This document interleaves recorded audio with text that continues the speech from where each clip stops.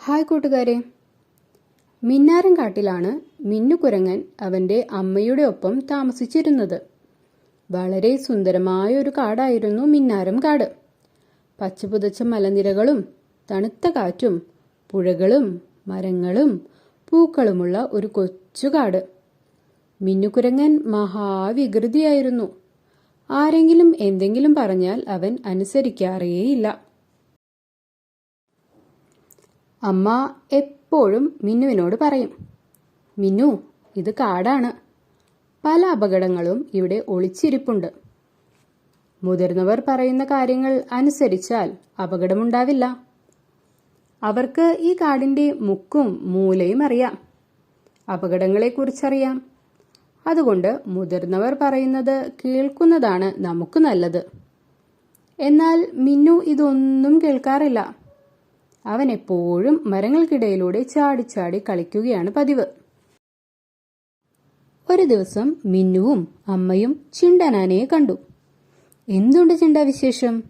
അമ്മ കുരങ്ങ് ചോദിച്ചു. നിങ്ങളൊന്നും അറിഞ്ഞില്ലേ? നമ്മുടെ കാട്ടിൽ 2 മുതലകൾ എത്തിയിട്ടുണ്ട്. നമ്മുടെ മിന്നാരം കുളത്തിലാണ് അവരുടെ താമസം. ഇനി ആ ഭാഗത്തേക്ക് പോകുന്നത് സൂക്ഷിച്ചു വേണം. ആണോ? നീ ഇത് പറഞ്ഞത് നന്നായി. ഞങ്ങൾ ഇതിനെപ്പറ്റി അറിഞ്ഞിട്ടില്ലായിരുന്നു. വളരെ നന്ദി, അമ്മ കുരങ്ങ് ചിണ്ടനോട് പറഞ്ഞു. ചിണ്ടനാന അവിടെ നിന്നും പോയപ്പോൾ അമ്മ മിന്നുവിനോട് പറഞ്ഞു, മിന്നു, ചിണ്ടൻ പറഞ്ഞത് കേട്ടില്ലേ? ഇനി തനിയെ കുളത്തിന്റെ അടുത്തൊന്നും പോകണ്ട. വെറുതെ അപകടത്തിൽ ചെന്ന് ചാടുന്നത് എന്തിനാണ്? ഓ, ശരി ശരി, മിന്നു പറഞ്ഞു. ഒരു ദിവസം അവൻ മരക്കൊമ്പുകളുടെ ഇടയിലൂടെ ചാടിക്കളിക്കുകയായിരുന്നു. അപ്പോഴാണ് അകലെ ഒരു മാവിൽ നിറയെ മാമ്പഴം കണ്ടത്. ഹായ്, എത്ര മാമ്പഴങ്ങളാ ആ മാവിൽ! എല്ലാം നല്ല പഴുത്തു തുടുത്ത മാങ്ങകളാണ്. നല്ല രുചിയുണ്ടാകും.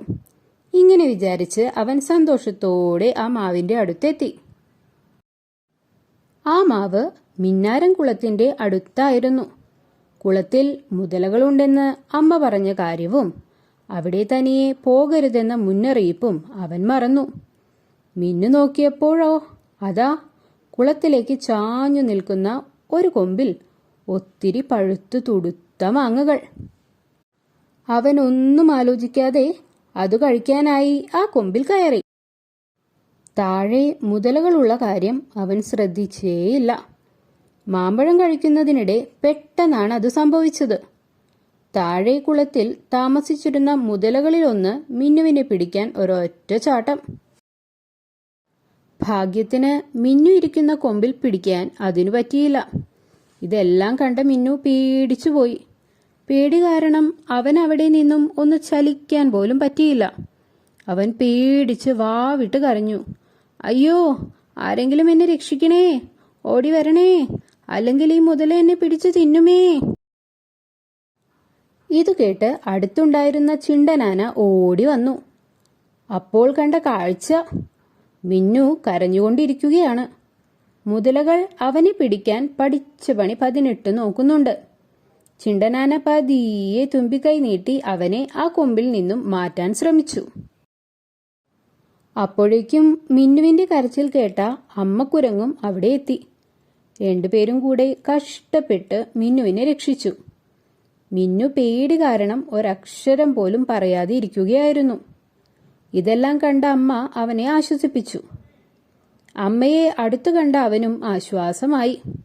അവൻ അമ്മയോട് പറഞ്ഞു, അമ്മേ, ഇനി മുതൽ മുതിർന്നവർ പറയുന്നത് ഞാൻ തീർച്ചയായും കേൾക്കും. ഇല്ലെങ്കിൽ അപകടമാണെന്ന് എനിക്ക് ശരിക്കും മനസ്സിലായി. തന്നെ രക്ഷിച്ച ചിണ്ടനാനയ്ക്ക് നന്ദി പറയാനും അവൻ മറന്നില്ല. അപ്പോൾ കൂട്ടുകാരെ, കഥ ഇഷ്ടപ്പെട്ടാൽ സബ്സ്ക്രൈബ് ചെയ്യണേ.